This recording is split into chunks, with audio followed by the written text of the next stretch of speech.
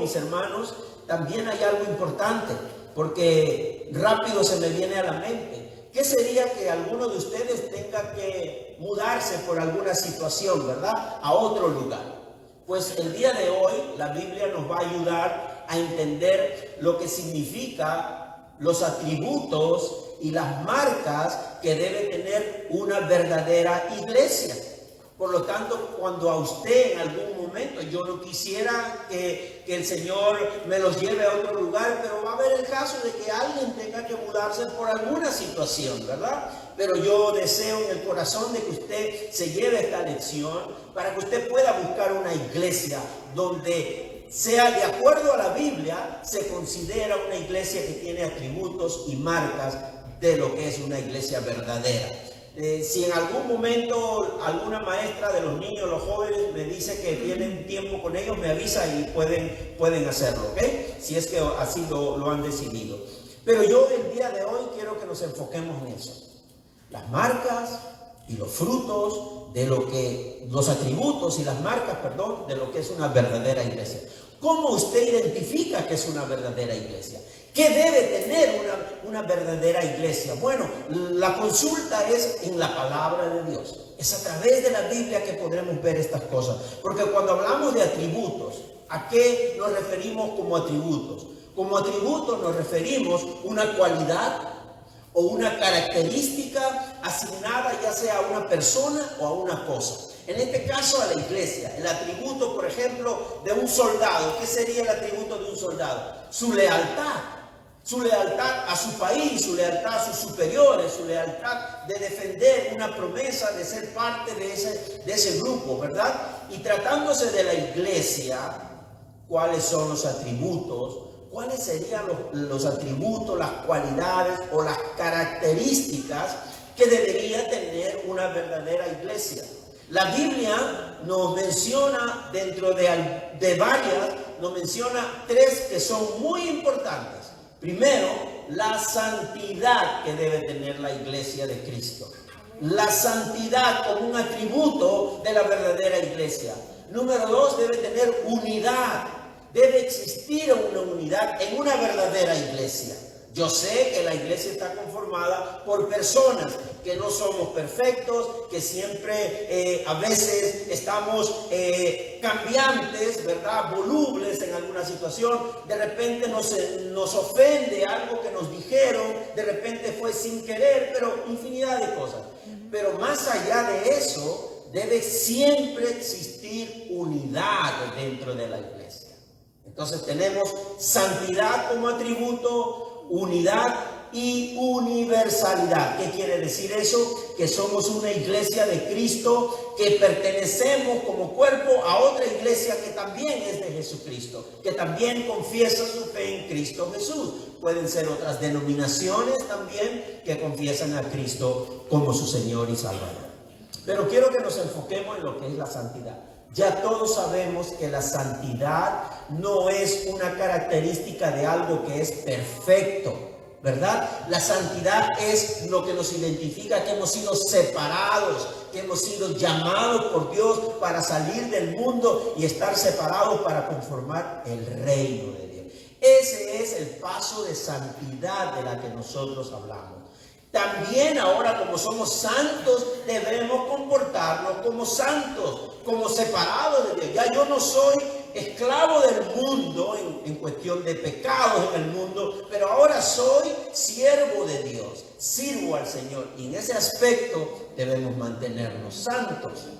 Santos que reconocemos que ahora tenemos una nueva identidad. Entonces, la Biblia dice que la iglesia es santa, separados por Dios, redimidos por Jesucristo. Somos el cuerpo y Cristo es la cabeza. Lo dijimos claramente el domingo pasado. Cristo es la cabeza. Entonces la iglesia es santa porque Cristo es santo. Amén. La iglesia es santa no porque yo soy santo. La iglesia es santa porque Cristo es santo. Y yo me uno a la iglesia porque nuestro Señor es santo. ¿Cuántos dicen amén? Amén. Gloria a Dios. Y por lo tanto, siendo separados, siendo redimidos, y pertenecemos al cuerpo de Cristo, procuramos vivir en santidad y sabemos que ese atributo es una lucha diaria, mis hermanos. ¿Es que acaso no es una lucha diaria el nosotros reconocer que somos santos, pero que la carne pecaminosa siempre nos quiere llevar en la dirección incorrecta? Es una lucha diaria que libramos todos nosotros, desde el más pequeñito, aunque tenga una carita inocente, hasta el más adulto. Sí, porque tenemos que reconocer, yo todavía me quedo sorprendido que personas en la iglesia consideran que los niños son inocentes, cuando la palabra dice que después de Adán todos han pecado y todos han heredado el pecado original. Y por lo tanto, usted le dice al niño, no toques ahí, y usted se descuida, y es eso lo que están tocando, ¿verdad? La desobediencia está en los genes de todos nosotros. Entonces, somos una iglesia santa porque Cristo en su obra le atribuye ese atributo. Por eso que la iglesia es santa. Pero nosotros, en nuestra experiencia, como digo, de vida entre la carne y el espíritu, luchamos por honrar ese atributo de Dios. ¿O es que acaso no queremos ser santos, verdad? Queremos ser obedientes, queremos permanecer en esa santidad, pero es una lucha constante estar en ese deseo, y no hay que abandonar, porque ese es el llamado, sino en qué nos diferenciamos de los que no son iglesia en este momento. No habría ninguna diferencia. Bueno, tenemos que seguir luchando. La carne es débil, pero el espíritu está dispuesto, dice la palabra de Dios. El espíritu está dispuesto, o sea que no estamos solos. Tenemos la herramienta necesaria para caminar en esa santidad. Vamos a empezar a examinar lo que dice la palabra de Dios. Vamos a Primera de Corintios, mis hermanos, acompáñenme. Vamos a Primera de Corintios, capítulo 1, versículo 2. Primera de Corintios 1, capítulo 1, ¿verdad? Y versículo 2. Dice lo siguiente: a la iglesia de Dios que está en Corinto, a los que han sido santificados en Cristo Jesús y llamados a ser su santo pueblo, junto con todos los que están en todas partes, invocan el nombre, que en todas partes invocan el nombre de nuestro Señor Jesucristo, Señor de ellos y de nosotros. Mis hermanos, claramente Pablo se refiere a la iglesia de Corinto, la iglesia que, mire, que le daba mucho dolor de cabeza a Pablo, simplemente por ser más ¿verdad?, humilde en esa definición, porque la iglesia de Corinto no era una iglesia fácil, como decimos los latinos, ¿no? No está fácil, ¿verdad? No era una iglesia fácil, era una iglesia que no parecía iglesia, en otras palabras. Y Pablo le dice, a pesar de lo que ellos eran, mire cómo Pablo los identifica: a la iglesia de Dios que está en Corinto, a los que han sido santificados en Cristo Jesús. Si usted ha confesado su fe en Cristo, usted ha sido santificado en Cristo Jesús, llamados a ser su santo pueblo, junto con todos los que en todas partes invocan el nombre de nuestro Señor Jesucristo, Señor de ellos y de nosotros. Pablo claramente no está mirando a las personas, aunque él más adelante en su carta va directamente a ellos, pero no deja de ser bíblico. Pablo no deja de ser bíblico, identifica a la iglesia por lo que Cristo ha hecho, no por lo que la iglesia está haciendo. Claro que más adelante hay una corrección. Por eso es que hay que leer todo el libro de Corintios, Primera de Corintios, porque es una carta. Pareciera que estos hermanitos de Corintios son qué lindos angelitos, mis hermanos. Pero más adelante Pablo les va a dar con todo. Por eso hay que leer toda la carta para entender. Pero no dejan de ser la iglesia santificada por la obra de Cristo Jesús. Amén. Entonces, la pregunta sobre este versículo que acabamos de leer: ¿En quién tienen la iglesia su santidad? En Cristo Jesús. Él es el santo, 3 veces santo. Él es el mismo Dios. Por la obra de Cristo es que nosotros somos la iglesia santificada. Entonces es una iglesia santa por la obra de Cristo. Y debemos procurar justamente, como digo, caminar en esa santidad, porque Él es santo. Procuremos, mis hermanos. Como dice la palabra en Filipenses, ¿verdad? Ocúpense de su salvación con temor y temblor. Y yo le voy a adherir un comentario bíblico. No porque van a perder su salvación, sino porque es su deber ocuparse de la salvación. 2 cosas completamente distintas. Porque anterior a eso, Pablo le estaba diciendo a los filipenses, déjense de chismes, déjense de vivir en envidia y en contiendas. Eso es lo que Pablo está denunciando en Filipenses. Y más adelante le dice, dejen de hacer otras cosas y ocúpense de su salvación con temor y temblor. Entonces, mis hermanos, ¿qué nos dice Primera de Pedro, capítulo 1, versículos 15 y 16? Primera de Pedro 1. Vamos a ver si el viento no nos hace perder las páginas aquí. Bien, Primera de Pedro, capítulo 1, versículos 15 y 16. Estamos usando la Biblia, mis hermanos, para identificar qué es la iglesia verdadera. No nos desenfoquemos del tema. 15 y 16 dice: más bien sean ustedes santos en todo lo que hagan, como también es santo quien los llamó, pues está escrito, sean santos porque yo soy santo. Debemos procurar el camino de santidad en todo momento. Yo no sé cómo lo hace usted, pero cada uno debe procurar caminar en santidad. Procurar dar honra a quien es 3 veces santo. Hacer las cosas, y ¿sabe qué es lo más simple de todo esto en general? Hagamos las cosas como nos dice la palabra. Eso es procurar ser santo, obedecer lo que el Señor nos manda. Entonces, mis hermanos, de estos textos hemos aprendido que la iglesia ha sido redimida por Cristo, quien en su persona es santo.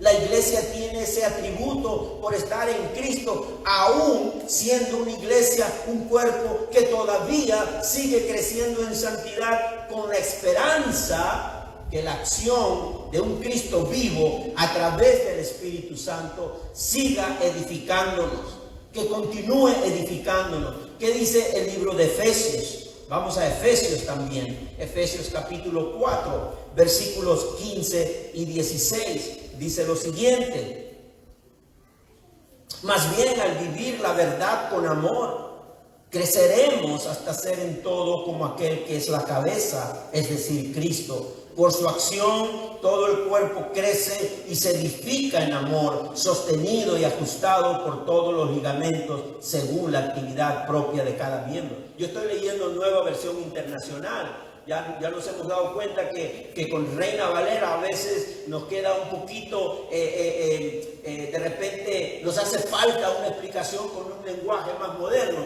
pero yo estoy seguro que lo mismo que estoy leyendo aquí es el mismo entendimiento que usted tiene al leer Reina Valera. Y déjenme leerlo otra vez. Más bien dice, vamos a hacerlo más personal. Mis hermanos, los de la iglesia, comunidad de fe ponciana, tienen que vivir en la verdad. ¿Cómo? Con amor. Si usted quiere caminar como iglesia, o todos nosotros queremos caminar como iglesia, procurar esa santidad y procurar caminar en santidad, caminemos en amor.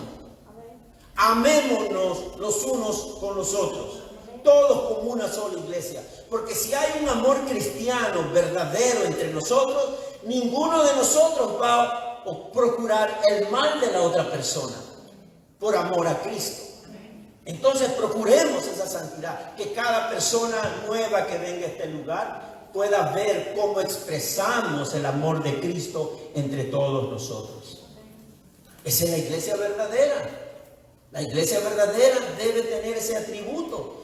Entonces ellos obran para que perseveremos en el camino de santidad. Y por lo tanto el amor debe ser ese elemento importante. Pero el amor de Dios Por eso es que busquemos el amor de Dios en el libro de Corintios también, ¿verdad? ¿Por qué? Porque el amor de Dios es diferente al amor humano. Porque con amor humano podemos llevarnos bien, pero en algún momento vamos a fallar. Pero con el amor de Dios, que todo lo soporta, que todo lo puede, que todo lo espera, ese es un verdadero amor. Así que ese es el amor que nos toca practicar en este lugar. Amén. ¿Cuántos prometemos amarnos más de lo que nos estamos amando en Cristo Jesús? Denle un aplauso grande al Señor en esta mañana. Claro, mis hermanos, es que si nos amamos, no vamos a procurar el mal de los demás. Si hay algo que no suena bien a nuestro oído, en ese amor que tenemos por esa persona, vamos a buscar en amor hacer la corrección. Eso debe ser el atributo de una iglesia verdadera. Ahora, hablando de la unidad, tal vez cuando vemos la Iglesia Universal de Cristo, creemos que está desunida, ¿verdad? Sí, pero ¿por qué hay iglesia adventista? ¿Por qué hay iglesia metodista? ¿Por qué hay iglesia reformada? ¿Por qué hay iglesia pentecostal? Bueno, todos se han separado. Un momento. Nosotros como seres humanos que no entendemos el amor, que no entendemos la unidad, estamos aparentando que estamos separados de los demás. Pero si de verdad hemos confesado a Cristo, no estamos separados. Usted se apellida Pérez, yo me apellido Palacios. Pero si los dos hemos confesado a Cristo, ahora somos uno en Cristo. Somos uno en Cristo. Por lo tanto, yo amo a mis hermanos pentecostales, amo a mis hermanos metodistas, y no pongo mi bandera de mi denominación por encima de nada, porque la denominación, al final de cuentas, cuando estemos en la presencia de Dios, no nos va a preguntar: ¿y tú de qué denominación vienes? Ahora que estamos en la iglesia reformada y que aquí estamos creciendo y edificándonos, eso es otra cosa, ¿verdad? Y debemos mantenernos también identificados en una sola familia. Pero va a ocurrir en algún momento. Hay hermanos que se han mudado y no han encontrado una iglesia de la denominación en la que viven. Y se les hace difícil. Pero por eso es que estamos hablando de la iglesia de Jesucristo, que debe tener el atributo de la santidad y debe tener el atributo de la unidad. Y si hay una iglesia que tiene sus atributos y que no es una iglesia reformada y usted no tiene más donde ir, quédese allí, porque si esa iglesia tiene sus atributos, mi hermano, usted está bien, porque ellos están haciendo las cosas y viviendo como iglesia como manda la Biblia. Y eso que todavía no hemos visto las marcas, así que vamos a avanzar un poquito más.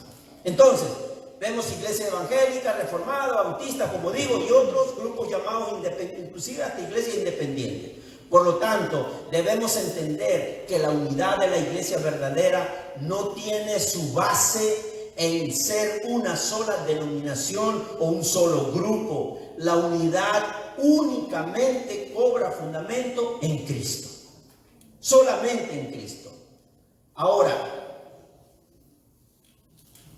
si cada grupo de esas denominaciones ha puesto su fe genuina y verdadera en Jesucristo y solo Cristo es la cabeza de ese grupo, entonces, mi hermano, más allá de prácticas de cultos diferentes o diferencias doctrinales, somos los pámpanos de la misma vid. Somos los pámpanos de la misma vid. La vid es la que nos da la vida. Hay una sola vid que es Jesucristo. Aunque los pámpanos seamos gentiles de diversas naciones y tribus, la unidad no debe ser evaluada por un mismo sentir doctrinal o una misma nacionalidad también, porque a veces nos quedamos muy patriotas, ¿verdad? Queremos ser solamente la iglesia, déjenme irme más lejos, queremos ser la iglesia esquimal, solamente los esquimales deben estar aquí. Aquí no aceptamos a nadie que no sea esquimal. Bueno, no es así, mis hermanos. Somos un solo pueblo en Cristo Jesús. ¿Qué dice Efesios capítulo 4, versículos del 4 al 6? Dice lo siguiente: hay un solo cuerpo y un solo espíritu, así como también fueron llamados a una sola esperanza, un solo Señor, una sola fe, un solo bautismo, un solo Dios y Padre de todos, que está sobre todos y por medio de todos y en todos. Esa es la esencia, ese es el atributo que debe tener la iglesia verdadera. Una sola fe, un solo bautismo, un solo espíritu, un solo cuerpo, ¿verdad? Un solo Dios, un solo Padre, un solo Cristo. Solo Cristo en todo momento. Así que ese es el cimiento de la unidad de la iglesia. Y por lo tanto, mis hermanos, como vemos, la unidad de la iglesia no consiste porque todos estamos entendidos en todo lo que nos enseña la Biblia. Algunos seguimos conociendo más de ella. La unidad de la iglesia no consiste porque la mayoría son puertorriqueños, ya que no todos los puertorriqueños son creyentes. La unidad únicamente consiste por la obra de salvación recibida por Cristo Jesús. Recibida por Cristo Jesús. A mí me encanta mucho conocer un poco de la historia de la iglesia. Y Puerto Rico ha sido ese suelo, ese cimiento para la expansión del Evangelio de Jesucristo. Y hace unos 40, 50 años atrás, Puerto Rico era una isla muy entregada a honrar a Cristo Jesús como su Señor y Salvador. Más allá de que como hombres que somos a veces fallamos en algunas cosas, sobre todo en algunas doctrinas, pero no dejamos de valorar el deseo de expandir. Pero los puertorriqueños se sentían muy orgullosos de eso. Pero cómo las cosas se van decayendo. ¿Por qué? Porque de repente nos ha faltado seguir sosteniéndonos en la palabra de Dios, en el cimiento verdadero. Por traer otras cosas para llamar la atención de los que no son cristianos, nos hemos ido desviando. Y no quiero que eso pase, al menos mientras el Señor me dé energía, yo no quiero que eso pase. A mí me vienen muchas ideas por la cabeza, mis hermanos. Pero después me calmo un rato y comienzo a consultar la palabra y digo, no, eso no va con la palabra. Aunque parezca bien, pero eso no va con la palabra. Y por lo tanto, eso es lo único. Todo pasará, que dice la Biblia, todo pasará, pero mi palabra no pasará. Mi palabra no pasará, va a permanecer la palabra de Dios en todo momento. Y aquí queremos valorar eso. Así que somos unidos en Cristo Jesús. Antes de pasar a las marcas, mis hermanos, de la verdadera iglesia, quiero dar una breve explicación del tercer atributo que la Biblia identifica como la universalidad, ¿verdad? Quiere decir que la iglesia es esparcida en todo el mundo, en todos los tiempos. En los tiempos de antes, en nuestro tiempo presente, y hasta que Cristo no venga, seguirá siendo esparcida, porque la iglesia va a seguir prevaleciendo, dice. Nadie podrá contra la iglesia de Cristo, ni gobierno, ni nadie. Siempre habrá un remanente valiente en el Señor y seguirá adelante. Yo sé que acá hay muchos valientes y seguro que todos seguiremos proclamando a Cristo como nuestro Rey y Señor. Gloria a Dios. Prepárense, mi hermano, porque las cosas no vienen fáciles. Nos espera un tiempo difícil. Quizás a partir de enero vamos a ver las diferencias. Preparémonos. Si de verdad confesamos a Cristo como nuestro Señor y Salvador, estaremos a prueba. Estaremos a prueba. Así que yo voy donde quieran llevarme, aunque me quieran tapar la boca, pero yo sigo adelante. Ustedes oren por mí, pero yo también quiero que ustedes sigan adelante proclamando el nombre de Cristo. Por lo menos mi esposa me va a seguir, eso es lo que me ha dicho. Y ella es la que, sí, porque ella es la más fuerte, ella es la que sale rápido. Así que, imagínense, mi suegra y mi esposa, con eso ya yo tengo, mientras yo oro, ellas me defienden físicamente. Yo me defiendo espiritualmente, orando, arrodillado. No, esas son tremendas, son bravas. Bueno. Amén. Apocalipsis, capítulo 7, versículos 9 y 10, dice lo siguiente. Después de esto, miré y apareció una multitud tomada de todas las naciones, tribus, pueblos y lenguas. Era tan grande que nadie podía contarla. Estaban de pie delante del trono y del Cordero, vestidos de túnicas blancas blancas y con ramas de palma en la mano y gritaban a gran voz: la salvación viene de nuestro Dios que está sentado en el trono y del Cordero. Para que ustedes vean la universalidad de la iglesia de Cristo. De toda tribu, de toda lengua, de toda nación. Todos seremos un solo pueblo y todos juntos gritaremos a gran voz: la salvación viene de nuestro Dios que está sentado en el trono y del Cordero. De los que estamos presentes y de los que no están presentes, que ya el Señor los ha llevado a descansar, todos nos uniremos a una sola voz. Qué lindo. Y ahí veremos cuán grande es el amor de Cristo, porque ya todo será perfecto. Qué lindo, mis hermanos, me gozo. De verdad, y por eso que ahora con mayor razón quiero que todos nosotros estemos conscientes de lo que significa la iglesia verdadera de Cristo. Y no estoy diciendo que la iglesia verdadera de Cristo en toda su plenitud nosotros somos la única iglesia verdadera. No estoy diciendo eso. No quiero pecar de arrogante, pero si hay algo que nos falta, vamos a seguir trabajando para que sigamos en ese camino. Para que sigamos en ese camino. ¿Qué nos dice acerca de la marca? ¿Qué es una marca? Una marca es una señal de identificación, ¿verdad? Por lo tanto, el cuerpo de Cristo tiene marcas. Marcas visibles y externas que podemos identificarla fácilmente como la iglesia verdadera.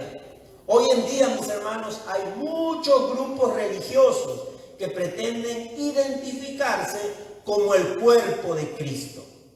Pero bíblicamente hablando, cuando analicemos la palabra de Dios, bíblicamente hablando, no lo son.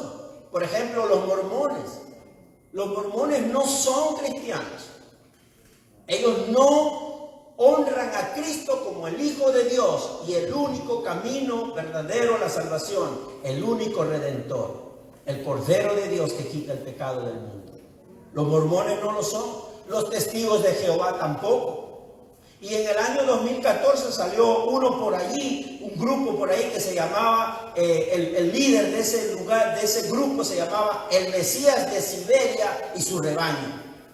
Él se autodenominaba el Mesías de Siberia y su rebaño. Después también hemos tenido, hace unos años atrás, Ministerio Internacional Creciendo en Gracia. Ministerio Internacional Creciendo en Gracia de José Luis de Jesús Miranda, ¿verdad? El que se autodenominaba Cristo Hombre. Bueno, por eso es necesario que conozcamos cuáles son los atributos y las marcas verdaderas de Cristo, porque ese ministerio, mis hermanos, internacional Creciendo en Gracia, era una multitud inmensa. Y no solo en los Estados Unidos, en otros países latinoamericanos también. Por eso yo digo, ¿cómo es posible que las personas sigan a líderes que no se identifican en lo absoluto con la sana doctrina y la verdadera palabra de Dios? A nosotros nos toca, por lo menos mientras yo esté aquí, los voy a saturar de lo que realmente debe ser la palabra de Dios en su vida. Y yo sé que ustedes saben mucho, yo lo sé. Bueno, es oportunidad de ponerlo en práctica, de seguir adelante. No estoy minimizando a nadie en su conocimiento, pero sigamos creciendo. La palabra es para que sigamos creciendo en lo que es. Así que, mis hermanos, el conocimiento de las marcas de la iglesia verdadera nos permitirá identificar la iglesia verdadera de Cristo. ¿Ok? Predicando ese evangelio. Los hermanos que conforman el cuerpo de Cristo podrían descuidarse del evangelio verdadero. Sí, porque, bueno, estamos tan ocupados que ya no tenemos ni tiempo para leer la Biblia. Bueno, yo voy a confiar en lo que el pastor Palacio enseña. Él mejor que me enseñe. Como que me cansa leer el libro de números. Muchos números en números. Muchos nombres y muchas cosas. Mejor que el pastor un día predique números. Ya. Mi hermano, y si a mí me da la gana de predicar cualquier cosa porque ni siquiera leí números. Por eso.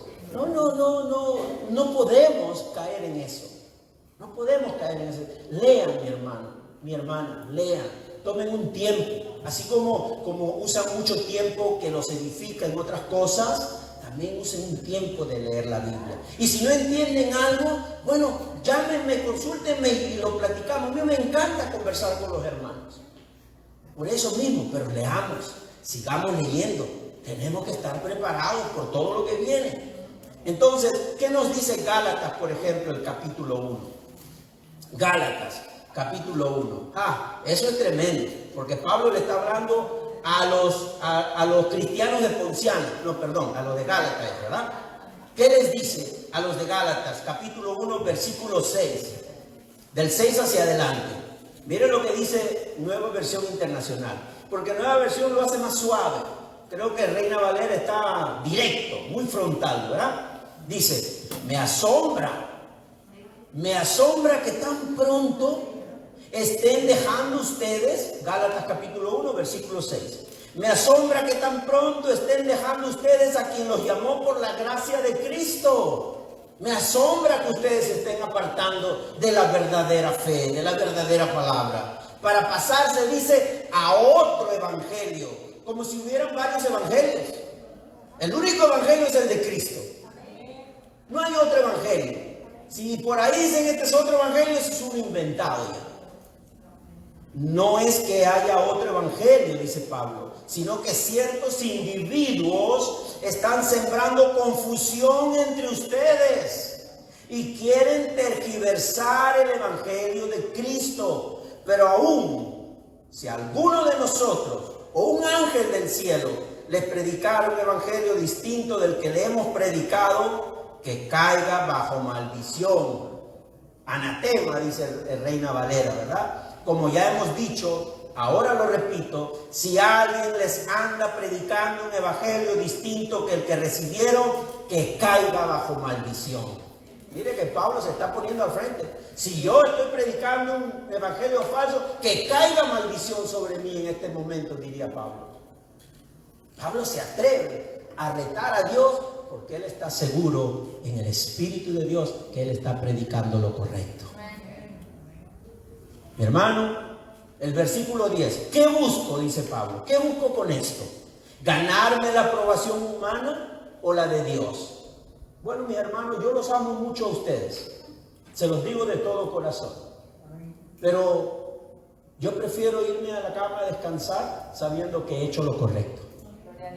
Aunque muchas personas cuestionen algunos puntos doctrinales, algunas personas no están conformes, está bien, es parte de nuestro crecimiento. Pero si usted no está conforme, siga la palabra. Y si yo estoy equivocado, enséñeme. Yo soy un learner, me gusta aprender, enséñeme. Pero eso es lo que yo trato en todo momento, de irme a descansar habiendo hecho lo correcto. ¿Piensan que procuro agradar a los demás? Dice Pablo. Si yo buscara agradar a otros, no sería siervo de Cristo, dice Pablo. Yo no sería siervo de Cristo si procuro agradar a otros. Así que, mis hermanos, qué bueno que estamos consultando la palabra. Entonces, hablando de marcas, ¿verdad? ¿Cuáles son las marcas que identifican la verdadera iglesia? Vamos a hablar de 5 marcas y vamos a ir rapidito en esas marcas. 1, la verdadera predicación de la palabra. Debe haber una verdadera predicación. ¿A qué llamo yo verdadera predicación de la palabra? Cuando la palabra dice que si estás pecando es preferible que te saques un ojo, bueno, cuando el pastor te diga, sáquense un ojo, ¿verdad? Es más vale que lleguemos tuertos al cielo. No podemos predicar todo de manera literal. Para eso la historia de la iglesia nos ha dejado herramientas, sobre todo a los líderes. Yo hago un llamado a los líderes. Los líderes tenemos un compromiso de seguir aprendiendo, de seguir instruyéndonos, porque esa es nuestra labor para poder guiar a los demás. Nosotros los líderes tenemos que saber cómo usar la teología, cómo aprender lo que es la sana doctrina, qué hacemos con la exégesis, qué hacemos con la hermenéutica. Todas esas herramientas, aunque suenen muy académicas, ¿saben qué, mis hermanos? Son nuestra responsabilidad. La historia de la iglesia no cayó ayer y hoy nos estamos reuniendo. La iglesia tiene toda una historia desde los apóstoles. Por lo tanto, hay toda una historia que nos va a permitir saber lo que es la verdadera palabra de Dios, la sana doctrina. Por eso grandes reformadores se levantaron contra la iglesia que estaban llevando los líderes por un camino que no era el camino de las enseñanzas apostólicas. Mi hermano, la historia es muy importante. Yo no sé, a mí me apena mucho de que muchas naciones quieren destruirlo todo. Quieren destruir hasta la Constitución. Vamos a cambiar la Constitución. Ya no sirve la Constitución. Claro, porque no le dan valor a la historia. Y tenemos que saber la historia para no volver a cometer el mismo error. Yo no sé, las generaciones de ahora están pensando en una manera equivocada de que creen que el mejor camino es borrar toda la historia y empezar algo nuevo. Cuidado que están jugando a ser dioses. Porque si hay una historia, sabemos que el Señor ha predestinado este camino. Su plan de salvación empieza en Génesis 3:15 y termina en Apocalipsis. Y claramente vemos que hay toda una historia. Por gusto no tenemos el Antiguo Testamento en la Biblia, porque hay una historia. Y nosotros tenemos la historia de la iglesia. Por lo tanto, la primera marca es la verdadera predicación de la palabra. La segunda marca, para que lo anoten si quieren, la correcta administración de lo que el Señor ha ordenado. El bautismo y la Santa Cena. Es lo único que Jesucristo ha ordenado para su iglesia. El bautismo y la Santa Cena son sacramentos que tienen un fundamento cristiano, un fundamento teológico basado en la palabra de Dios. Si usted algún día me dice, pastor, yo quiero que presente a mi niño para orar por él, yo lo hago, pero quiero que usted sepa que eso no es una ordenanza de Cristo. Es bueno que oremos por nuestros niños, claro que sí, yo soy el primero en que oremos, pero eso no es un sacramento de la iglesia. Como no lee la confesión tampoco. Usted no tiene que confesarse conmigo sus pecados. Una cosa es que conversemos y oremos por eso, otra cosa, pero usted se tiene que confesar con Cristo, en el nombre de Cristo. Entonces no vamos a adherir cosas para enaltecer a nadie. Aquí el único exaltado es Cristo Jesús. Número 3, el ejercicio de la disciplina. Claro que hay disciplina en este lugar. No se nota, no se ve, pero la hay. La hay, porque nosotros no vamos a avergonzar a nadie aquí disciplinando. Antes las iglesias tenían la banca de al último. La última banca no se sentaba nadie, solamente los que estaban castigados. Imagínate, era avergonzar a las personas. ¿Es necesario avergonzar a alguien para que sea disciplinado? No. Pero hay pasos que seguir. Primero se conversa de manera privada, 1, 2, 3 veces, bueno, la tercera vez y sigue insistiendo en lo mismo. Bueno, toda la iglesia tiene que apoyar lo que dice la Biblia. Habrá que expulsar al hermano. Pero hay pasos que hay que dar de acuerdo a la Biblia. Y eso es lo que hay disciplina en este lugar, por si acaso.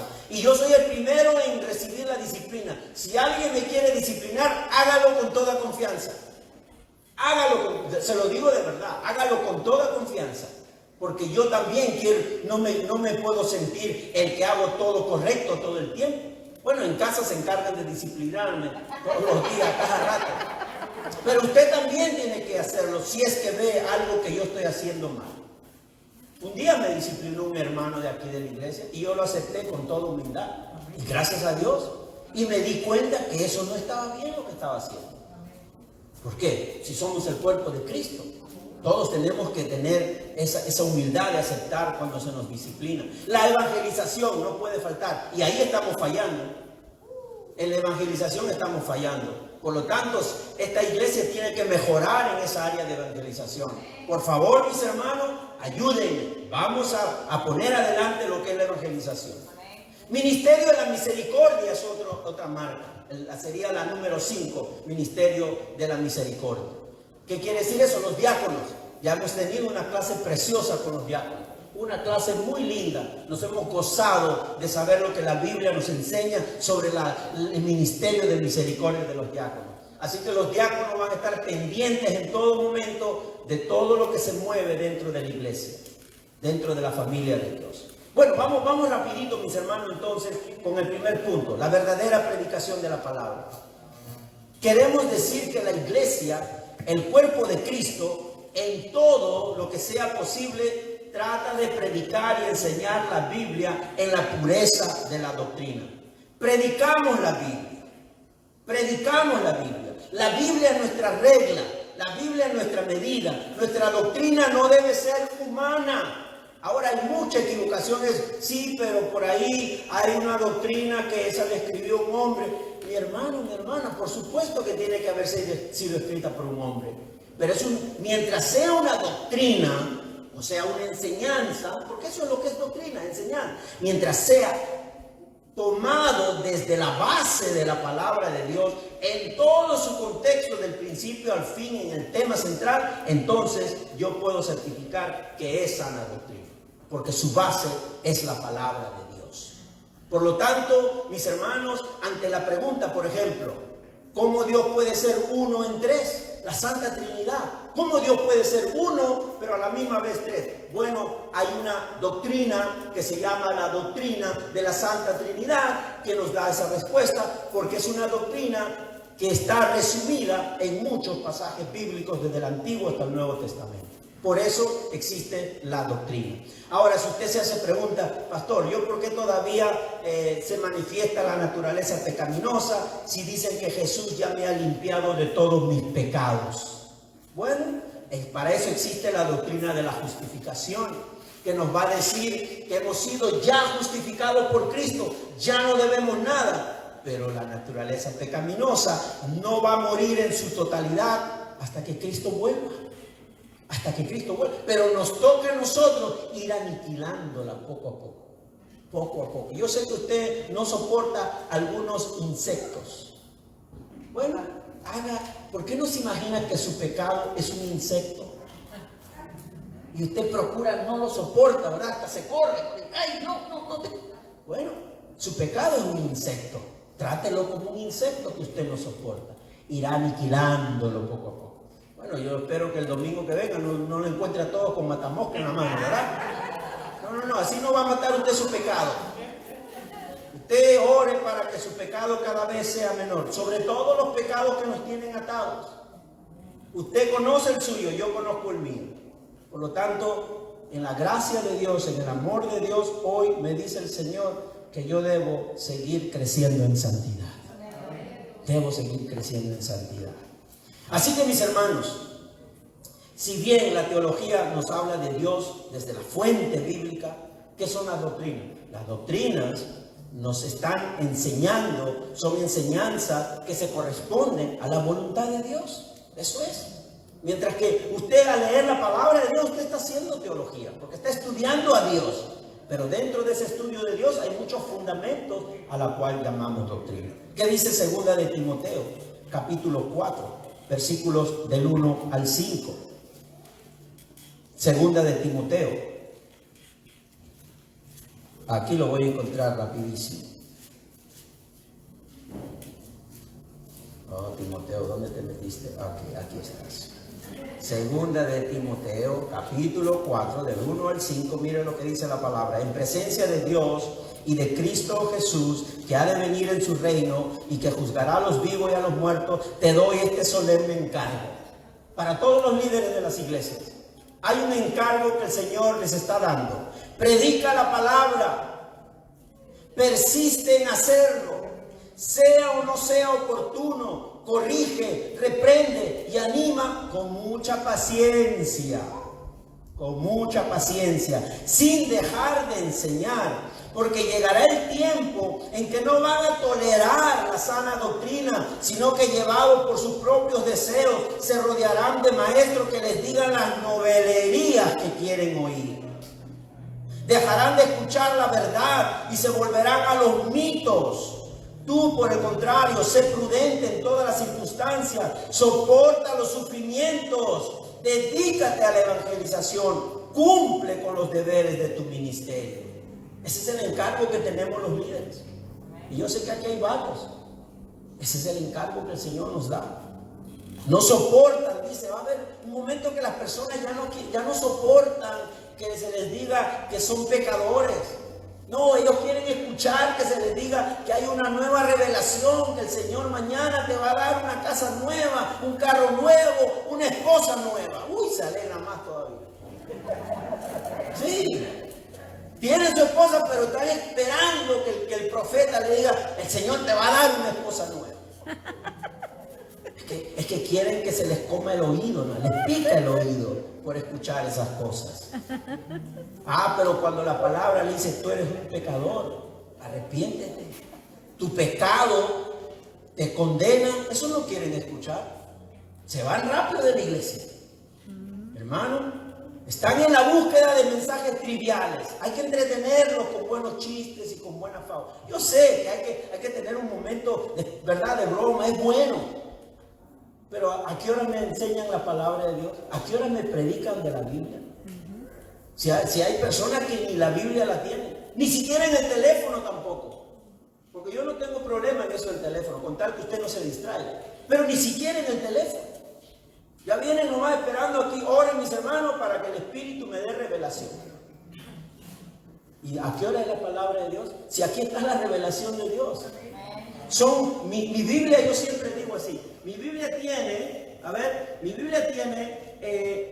1263 páginas. Usted hágame la pregunta si yo he leído las 1263. Bueno, voy en 1262, me falta uno. No, mentira, todavía falta mucho que leer. Todavía falta mucho que leer. Entonces, ¿qué revelación vienen los hermanos a buscar que Dios les dé? Si la palabra de Dios tiene muchísimas revelaciones. Entonces, mis hermanos, estamos hablando de la palabra de Dios, ¿verdad? Entonces, en los años 20, como dije, en los tiempos de antes, hemos visto que el evangelio, ¿verdad?, se ha esparcido, como dije, en Puerto Rico. Ha habido un esparcimiento del evangelio tremendo. Y qué bueno, movimiento del Espíritu, tremendo, que llegó a otros países latinoamericanos y todo eso. ¿Ok? Pero ¿qué ha pasado en estos últimos siglos? Estamos viendo, seamos honestos, estamos viendo que ahora ya no es un evangelio de Jesucristo, sino es un evangelio hombrecéntrico, o una vida basada en sentimientos y experiencias humanas, sustituyendo la verdadera adoración de Dios con formas de entretenimiento. Hay que entretener, pastor, a la gente para que se queden. Si usted no lo entretiene, no se van a quedar. Como si la Biblia es un libro de entretenimiento. Y mi hermano, yo puedo decir, ¿sabe qué? No ha cambiado mucho. Desde el siglo XVI no ha cambiado mucho. Mire que hubo una protesta, la protesta reformante, la reforma protestante. Pero no ha cambiado mucho. Y déjenme hacer una pequeña comparación. Y voy a comparar con algunas prácticas de la doctrina católica. Solo con eso, para no entrar en ese juicio equivocado de las iglesias evangélicas. Solo entre las iglesias evangélicas con la iglesia católica. Mire, mi hermano, los católicos del siglo XVI vendían ¿qué? Certificados de perdón y vida eterna, que le llamaban indulgencia, para el perdón de todos. O sea, usted compraba su perdón. ¿Y dónde dice la Biblia que usted tiene que comprar su perdón? Pero ¿qué han hecho los evangélicos de nuestros tiempos, de estos siglos, de estos últimos siglos, finales del 20 y los comienzos del 21? Para algunos evangélicos de este siglo, mi hermano, la bendición surge de pactos de dinero y diezmos con Dios. Si tú haces un pacto con el Señor, todo te va a ir bien. Todo te va a ir bien. Todas tus enfermedades se van a ir. Todos tus problemas se van a ir. Es más, ese esposo que te está dando problemas también se va a ir. Todo se va a ir. Pero tienes que hacer un pacto con Dios. ¿En qué ha cambiado la indulgencia con los pactos de hoy? Tenemos también, por otro lado, que los católicos del siglo XVI, el Papa, por ejemplo, era incuestionable en todo lo que decía. Al Papa no se le podía cuestionar en lo absoluto, así haya dicho algo equivocado. Para algunos evangélicos de hoy, los autodenominados apóstoles, profetas y pastores, aún teniendo conductas visibles y cuestionables, no rinden cuenta a nadie. Con la advertencia, un momento, no toques al ungido. No toques al ungido. Es más, te salen los tres guardaespaldas que tiene primero. No me toquen al ungido. Siendo cuestionado en todas sus cosas, no ha cambiado nada casi. Parece que no ha cambiado nada, ¿verdad? Y también tengo otro. Los católicos del siglo XVI colocaban la tradición de la iglesia por sobre la autoridad de la Biblia. ¿Y qué hacen algunos evangélicos de hoy? Bueno, colocan sus propias profecías, sus propias revelaciones, sus propios sueños por sobre la Biblia misma. Lo que importa, muchos están más atentos al sueño que Dios le ha dado a ese predicador que lo que la palabra de Dios le dice a la gente pecadora. Entonces, todas esas cosas nos deben llamar la atención, mis hermanos. Porque el día que nos toque evaluar cuál es la iglesia verdadera, allí es que está la respuesta. Con respecto a la administración de las ordenanzas, solo hay dos ordenanzas, como dije: bautismo y Santa Cena. Y aquí bautizamos y aquí también celebramos la Santa Cena. No lo hemos hecho después de la pandemia por la situación, pero estamos pensando ya pronto hacer la Santa Cena. Pronto tenemos que hacer la Santa Cena porque es parte de la ordenanza. Además, nos fortalece la fe. La Santa Cena no es un rito tradicional únicamente, es para fortalecer nuestra fe, para recordar lo que Cristo ha hecho por nosotros. Hablando de la disciplina es esencial para mantener la pureza de la iglesia. La iglesia no aprueba el pecado, tampoco aprueba faltar contra la integridad del hermano o de la hermana. Hay pasos bíblicos que dar, como dije, para ejercer la disciplina en la iglesia. Eso lo veremos en otra oportunidad. Porque ya cuando entremos de lleno a cosas más directas, hablaremos de ese tema. Pero quiero que sepan que una iglesia verdadera, la marca de una iglesia es que debe ejercer la disciplina. Ahora, tampoco por todo nos vamos a estar disciplinando. Usted en su casa se va a cansar de decirle a sus 3 hijos, que casi no se llevan mucho en edad: ya, por favor, dejen de hacer eso. Viene mami, me pegó el otro. Mami, bueno, aprenden a convivir como el Señor quiere. Tampoco por todo, pastor, me miraron así, ya no voy a su iglesia. Bueno, mi hermana, de repente la hermana no te quiso mirar así, eso tú te estás imaginando. Entonces, son cosas que debemos nosotros aprender. Pero en la iglesia, por supuesto que hay disciplina.